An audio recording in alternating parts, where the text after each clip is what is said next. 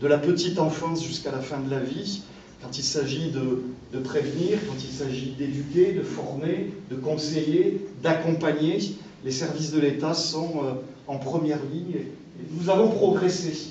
En 2004, une enquête que nous avions réalisée avec l'INSEE montrait qu'on avait 3 100 000 adultes de 18 à 65 ans en situation d'illettrisme, qui représentait à cette époque-là 9% de la population active. 9%.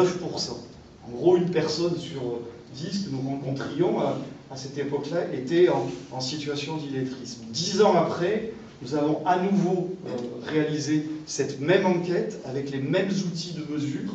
Ça, c'est extrêmement important. Nous n'avons pas changé le thermomètre pour mesurer le problème. Donc 10 ans après, en 2012, nous avons 2 500 000 adultes en situation d'illettrisme.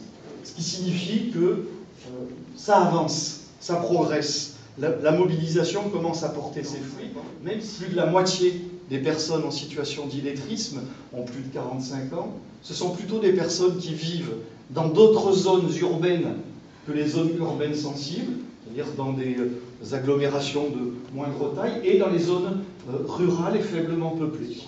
Ce sont aussi plutôt majoritairement des gens qui travaillent, qui sont en activité professionnelle. Plus de 51% des adultes en situation d'illettrisme sont en entreprise.